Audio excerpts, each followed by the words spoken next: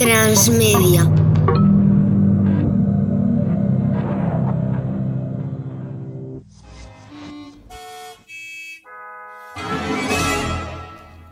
Muy buenas, estamos de celebración, tenemos un libro que presentamos, se llama La crisis de lo real, representaciones de la crisis financiera de 2008 en el audiovisual contemporáneo. Esto es Transmedia, nos acompaña nuestro técnico y compañero Óscar Navarro, estamos en el estudio 2 del LabCom, del Laboratorio de Ciencias de la Comunicación de la Universitat Jaume I, y me están mirando dos jóvenes investigadores sonrientes que han editado, junto con Javier Marzal y con Aarón Rodríguez, el libro La crisis de lo real. Comenzamos. Transmedia, el programa de investigación en comunicación. Esteban Galán. Durante los últimos años, el cuestionamiento de las llamadas sociedades del bienestar ha generado toda una serie de discursos desde el audiovisual que han contribuido a reflejar de manera global las contradicciones del mundo occidental. Cuando afirmamos que en los últimos años hemos venido atravesando una experiencia de crisis global, no nos referimos únicamente a la crisis económica que pareció dispararse a partir del colapso de Lehman Brothers en 2008. Nos referimos a un estado de desconfianza cultural que, profesores Antonio Loriguillo y Teresa Sorolla, ese estado de desconfianza cultural, estaba leyendo el prólogo, la introducción al libro, se refiere a qué entendemos por crisis cultural asociada a la crisis financiera desde 2008. Primero, bueno, me miran los dos a mí. Primero, la entendemos, hay una crisis cultural, y segundo, ¿cómo la podríamos definir? Ya sabe que me gusta empezar por las fáciles.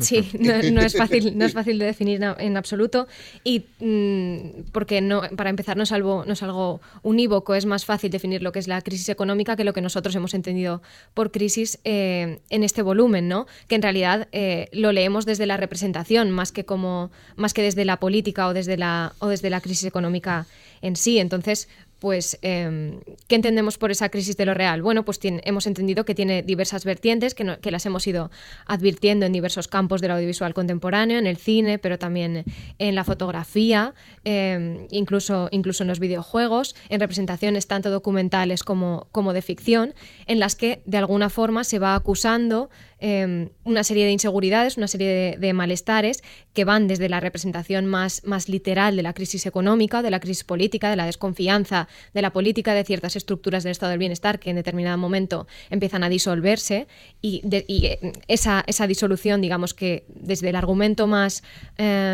literal se acusa, pero también desde la forma fílmica, que a lo mejor desestructura, por ejemplo, pues las narrativas, o en el caso de mi capítulo, o por ejemplo, o de otros capítulos que hay en el libro, o también las condiciones de producción de estos nuevos discursos, que es el caso, por ejemplo, del capítulo de Antonio y de Agustini, que pueden explicar ellos mucho mejor que yo, ¿no? Yo creo que este libro colectivo lo que al menos se propone es, de alguna manera, bajar al fango, ¿no? Tratar de hacer servir todas estas aportaciones hechas desde la academia, ¿no? Contamos con un grupo de colaboradores extenso, y desde luego sus estudios son muy completos, pero de alguna manera, si en esta crisis hemos visto en las televisiones pues a economistas, sociólogos y otros expertos compartir micrófonos en programas de máxima audiencia y demás, digamos que esta es nuestra pequeña aportación. Incluso a Revilla, al presidente. Bueno, efectivamente, ya no sé cómo calificarlo, ustedes igual me pueden ayudar, pero desde luego que tal vez había una cierta falta de representación de expertos en la imagen, ¿no? O bueno, es una de las carencias que hemos de alguna manera identificado, y es algo que nos propusimos enmendar, o bueno, humildemente tratar de enmendar con este estudio en el que le hemos puesto mucho interés y mucho cariño, desde luego. Estamos con la profesora e investigadora Teresa Sorolla y con Antonio Loriguillo. Ambos son doctores recientes. En el caso de Teresa Sorolla, pues es especialista en ficción seriada, narrativas dislocadas. Ahora nos explicará qué es eso de las narrativas dislocadas. Y en el caso de Antonio Loriguillo, pues también desde la ficción, pero usted se maneja más en el terreno del anime, del manga. Ahora nos hablará de la diferencia entre esos dos conceptos y alguna cuestión que tiene que ver con su tesis doctoral. Vamos con la investigadora Teresa Sorolla. ¿tiene algo que ver la crisis del narrador, del MRI, con esa, es decir, con esa crisis del sujeto? Estamos en un mundo donde tal vez, bueno, pues en el siglo XX tenía muchos problemas, algunos de ellos devinieron en guerras mundiales, pero sí que era, fundamentalmente estoy pensando en las décadas de los 60, 70, 80, hay quien las define como tiempos fáciles, es decir, cada uno sabía qué rol, qué papel tenía en la sociedad, sabía qué se esperaba de él, los trabajos normalmente eran medio o largo plazo, y hemos pasado a un siglo XXI en una etapa de cambio donde lo común es la incerteza, lo líquido, y el narrador se ha vuelto también líquido, se ha vuelto inestable. Es un poco, en realidad, contradictorio la evolución, si se la quiere llamar así, de esos narradores o de esas rupturas, por así llamarlas, en la representación cinematográfica, porque realmente la ruptura de la modernidad cinematográfica es la que como cogido con muchas pinzas, porque siempre categorizar es muy resbaladizo y es complicado, pero es la que viene precisamente después de la Segunda Guerra Mundial, ¿no? Es cuando de alguna vez pues los nuevos cines europeos rompen con la hegemonía, supuesta hegemonía del cine clásico, que a su vez ha venido ya experimentando dentro del mismo, ¿no? Si después de las décadas de los 70, los 80, que de alguna forma vuelve a entrar la industria con más fuerza, aunque también aparece el cine independiente norteamericano, etcétera.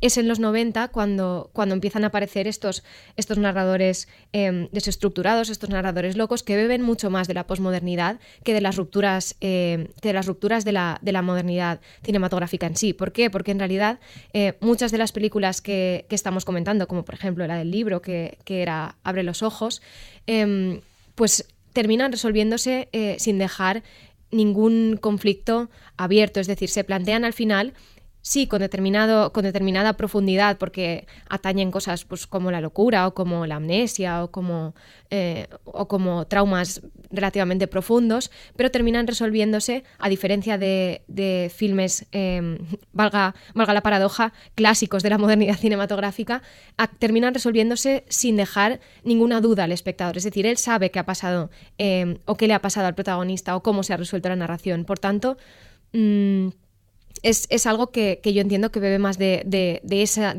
década de los 90, que de la ruptura cinematográfica más moderna.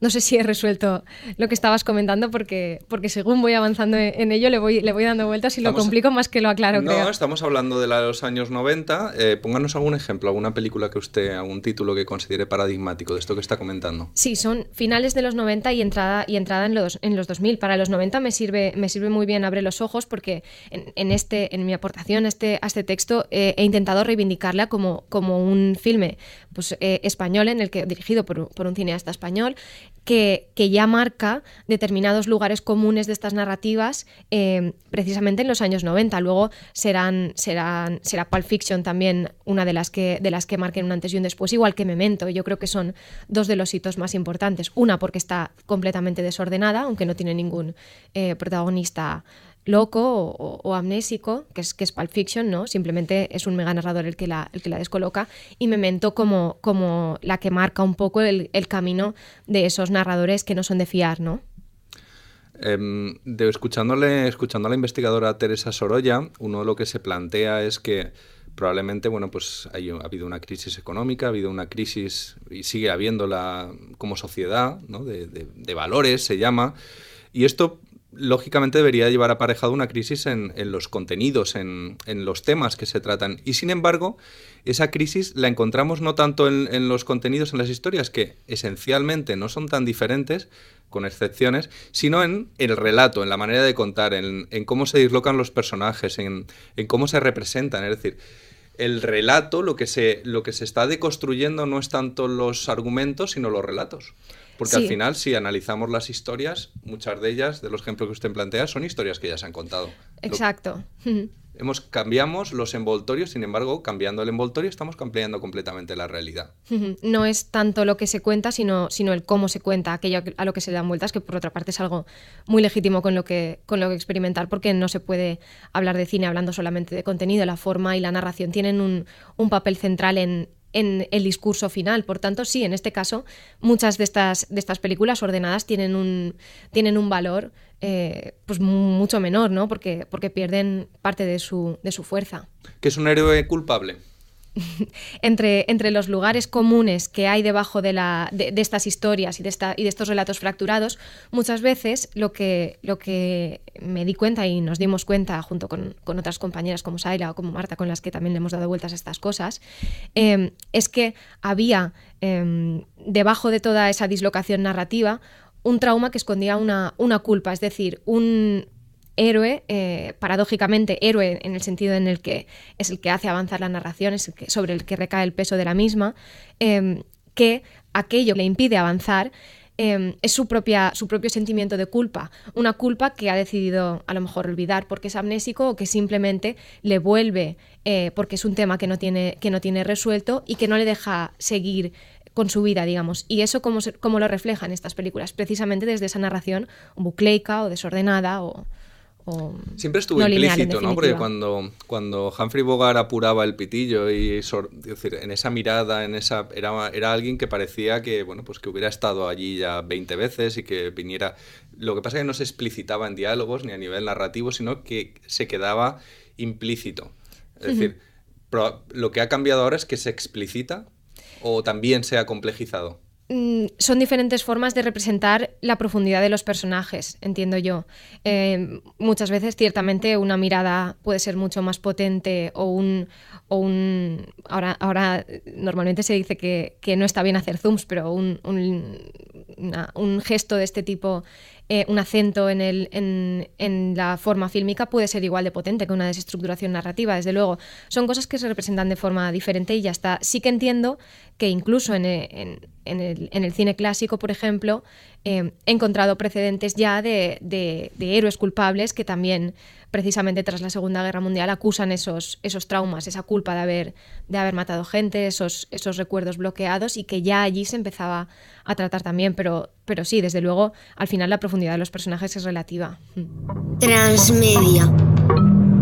Esteban Galán.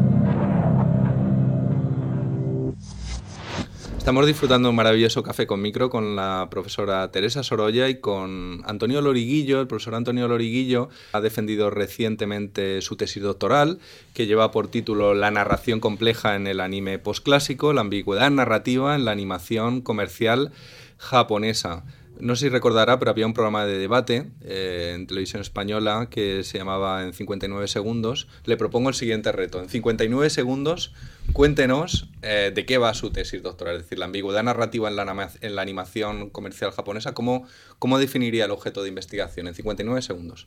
Pues voy a aprovechar el precedente, el que haya hablado Teresa antes, de su tesis, porque realmente son tesis que parten de una concepción de la narración audiovisual similar. En mi caso, por ejemplo, todo lo que ya he comentado de la complejidad narrativa, en este caso no solo los narradores, sino también las formas que toma el relato en el relato televisivo, también es algo que he tratado ahí. Pues todo eso, llevarlo del audiovisual posclásico, por así decirlo, de imagen real, llevarlo a la animación japonesa contemporánea. Si hay que justificar de alguna manera esto de recurrir al anime como objeto de estudio... Anime sería animación.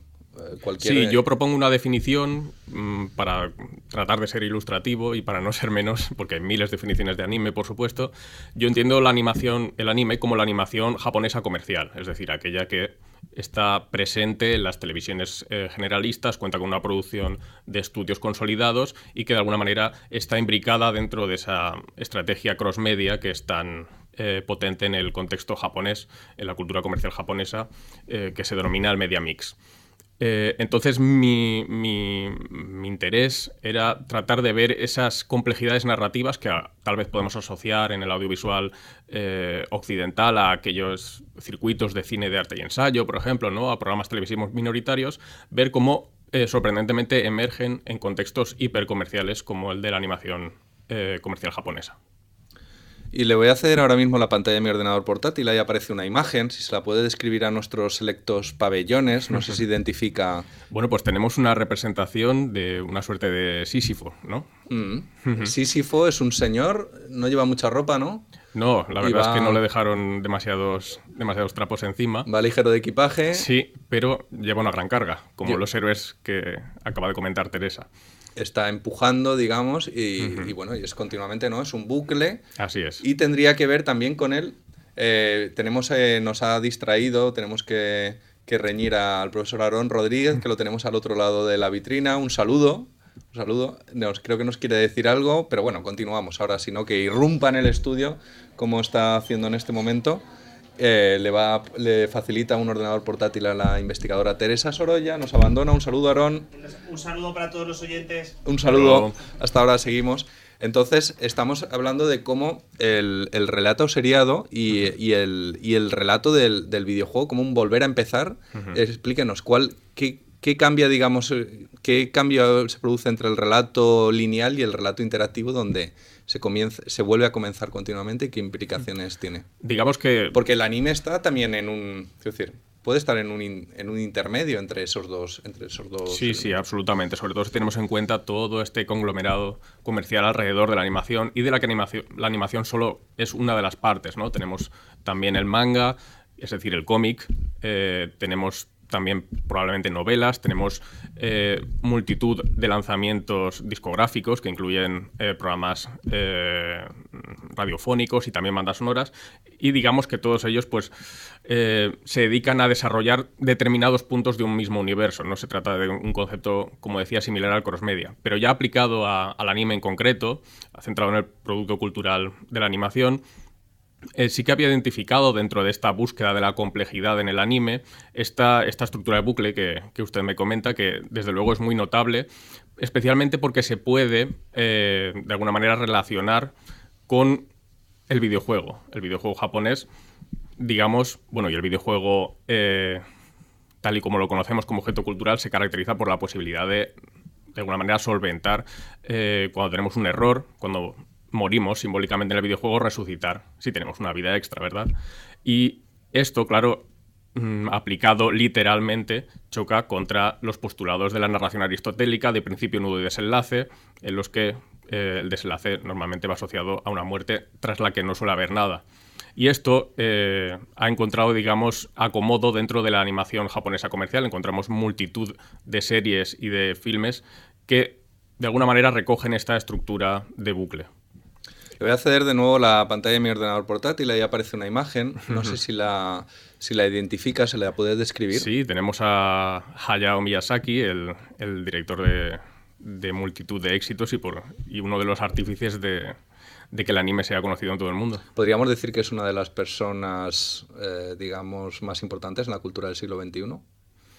Es posible que sobre todo para determinadas sensibilidades. Ya, pero no le he preguntado eso. Ya sé que para usted sí, evidentemente, pero digamos el prejuicio, parte también mío, del manga, del anime, es que efectivamente es algo que tiene, bueno, pues una calidad, alcanza en ciertas cotas de calidad cinematográfica, artística, etcétera, en algunas obras, pero no deja de ser un reducto del fandom friki, los otakus se llaman. Sí, así es. Los otakus, que, digamos, pues se queda ahí en un núcleo restringido. Pero tal vez creo que sea el momento de plantearnos, y tal vez sea ese un buen momento, si podemos poner quiero decir, si Hitchcock puede mirarse a los ojos a Miyazaki. Es decir, estoy preguntando eso.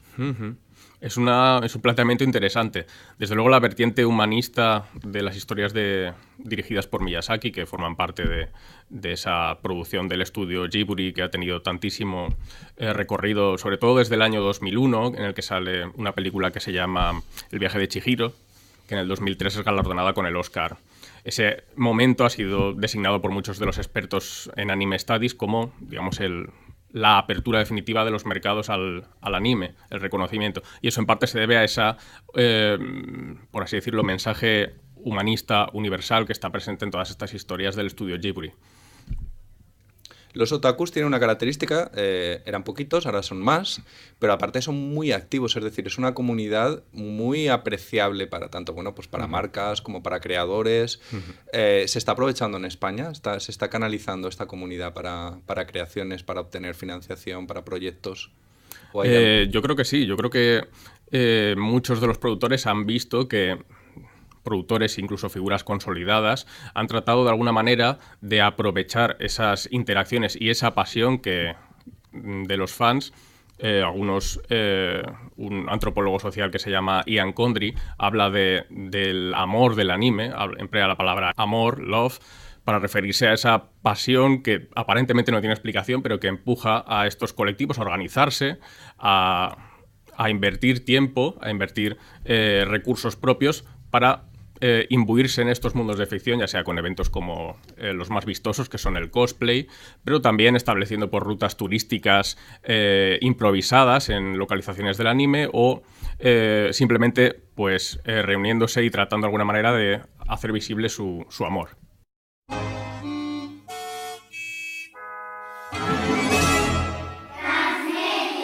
Estamos disfrutando de un café con micro con la investigadora Teresa Sorolla y con Antonio Loriguillo. Estamos presentando el libro La crisis de lo real, que han editado junto con Javier Marzal y Aarón Rodríguez, estos dos jóvenes investigadores. Y bueno, estábamos hablando ahora con Antonio Loriguillo, que en su capítulo de este libro de La crisis de lo real hablan junto con Agustín Rubio, escriben sobre los Little Secret Film. Uh-huh. ¿Qué es eso? Sí, bueno, pues es un objeto de estudio que nos interesó mucho tanto al doctor Agustín Rubio como a mí. Es un movimiento, uno de los pocos movimientos cinematográficos que podemos designar dentro de la historia del cine español. Y en este caso se prestaba a ser tratado en este contexto de la crisis, porque emerge precisamente en plena crisis, emerge de la, por así decirlo, pobreza de recursos, bien entendida, de un cierto audiovisual español un poco al margen. Entonces se trata de una iniciativa que parte de un... La Nouvelle Vague también lo fue. Así es. También lo fue el Free Cinema, también el neorrealismo italiano. Es decir, no exactamente eso, pero parte de eso había en sus orígenes. Así es. Y en este caso, se cuenta con un manifiesto inicial. Entonces se trata de, pues como otros movimientos también, como los que ha mencionado, pero otros más con voluntad de militancia, como el Dogma, a la hora de sentar unos cánones de producción que van a ser seguidos. Entonces, toda película que quiera adscribirse al movimiento Little Secret Film va a tener que cumplir con un decálogo que tiene que ver precisamente con unas condiciones que podríamos definir casi objetivamente de pobreza en la producción, pero que dan unos resultados sorprendentes y de alguna manera sintomáticos del estado del audiovisual español contemporáneo. El movimiento, recordamos, se llama Little Secret Film, es un decálogo. Es interesante, les recomiendo que lo comprueben. En la descripción, para aquellos que lo estén escuchando en podcast, lo tendrán disponible. A mí me encanta el primero. Dice, el largometraje será producido en secreto, sin ninguna comunicación, en prensa y redes sociales hasta el día de su estreno. Esto es revolucionario. Un imposible, ¿verdad? En la actualidad. Sí. Y ¿cómo cambia? Claro, el abrir la comunicación durante el proceso creativo cambia completamente el producto. Bueno, usted es experta en ficción seriada, Teresa Sorolla. En la primera temporada muchas veces menos, pero en temporadas sucesivas la opinión de los fans cada vez es más importante a la hora de desarrollar tramas, e incluso que personajes vivan, no... Sí, bueno, incluso a partir de ahora no, desde hace un tiempo se ponía también en cuestión hasta qué punto los datos recogidos por esa generados en ese algoritmo que se recogen bajo el paraguas del Big Data, ¿no? Que de alguna forma van dando cuenta de cómo el usuario consume las series, tienen consecuencias en cómo se produce la serie y cómo la serie continúa, y hasta qué punto eso coarta o no coarta la libertad de creación y el camino de la propia ficción, ¿no? Quiero decir que sí, toda la razón. Es decir, desde luego, no solamente la promoción, sino la respuesta de los usuarios condiciona luego el camino de la ficción, ya sea de seriada como de films, ¿no? Les voy a proponer un juego para terminar este café con micro. Vamos a organizar un duelo. A un lado del ring está Teresa Sorolla, al otro lado se encuentra Antonio Loriguillo y tienen un objetivo común que tienen que discutir, que es, entre los dos, llegar a un acuerdo de quiénes son para usted, han sido mentores, maestros, personas importantes en su carrera. Y tienen que ser personas que reúnan el requisito de sus carreras como investigadores, pues se han cruzado, se han separado, se han entrecruzado en diferentes momentos, publicaciones, etcétera, proyectos, quienes, digamos, habrían sido importantes para los dos y que los pongan en común en un diálogo. 3, 2, 1, comenzamos. Bueno, va a ser un poco complicado porque compartimos muchos referentes, procedemos los dos de la Universitat Jaume I, entonces eso, claro, nos hace compartir. Yo, evidentemente, me tengo que acordar de José Antonio Palau Errando, cosa que no sorprende, imagino que igual se lo he chafado a Teresa o ella está de acuerdo conmigo, porque desde luego todo este germen de la búsqueda de las narrativas complejas es algo que nos llegó en sus clases de teoría de la comunicación.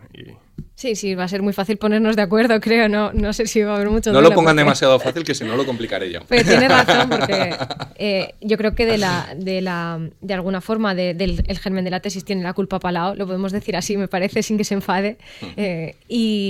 Y desde luego pues compartimos otro codirector que es Javier Marzal y que también nos ha marcado en cuanto a la metodología de análisis. ¿Se discute mucho con Palau, así con una tesis, como director de tesis? Se discute, pero son discusiones productivas. Al final salen las cosas adelante a base de discutir precisamente. Tiene que haber conflicto, ¿no? Para crear algo. Y para además, haber evolución.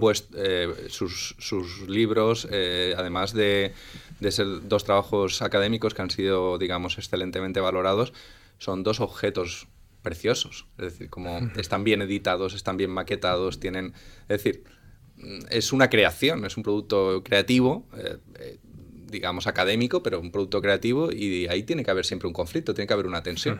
Bueno, respecto a la edición, desde luego las palabras que hay dentro son las mismas, pero no se leen igual si está cuidada la imagen que si no lo está, y precisamente si somos si pretendemos ser algún tipo de investigadores que se encarguen de cualquier tipo de imagen, creo que debemos rendir cuentas después cuando generamos, aunque sea imágenes con palabras nosotros, ¿no? Y cuidarlo un poco. Yo creo que la sensibilidad en maquetación también se la podemos agradecer a otra influyente colega y amiga como Shaila García Catalán. Desde luego. Que es una influencia para el diseño, desde luego, editorial, y para el cuidado de las cosas en general. Sí, yo doy fe que tenerla al lado y escucharla decirme, eso no lo pongas así, eso ponlo así porque queda mejor. Eso.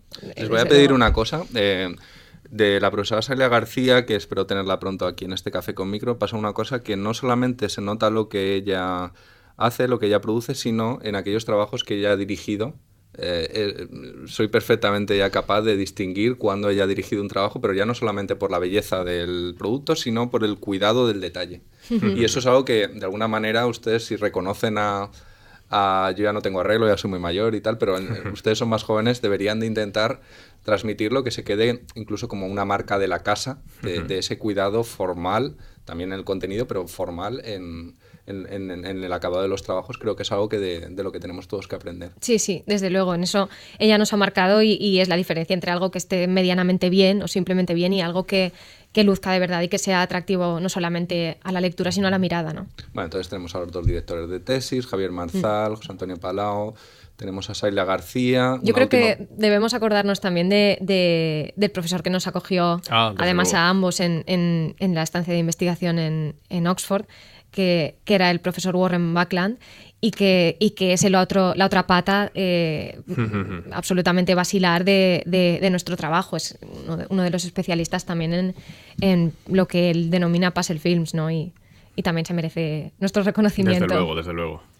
Bueno, hay mucha otra gente a la cual también les mandamos un saludo desde aquí. La crisis de lo real, representaciones de la crisis financiera de 2008 en el audiovisual contemporáneo, editado por Tirant Humanidades. Investigadores Teresa Sorolla, Antonio Loriguillo. Me lo he pasado muy bien con ustedes. Igualmente. Muchas gracias, Esteban. Más contenidos en comtransmedia.com. Transmedia.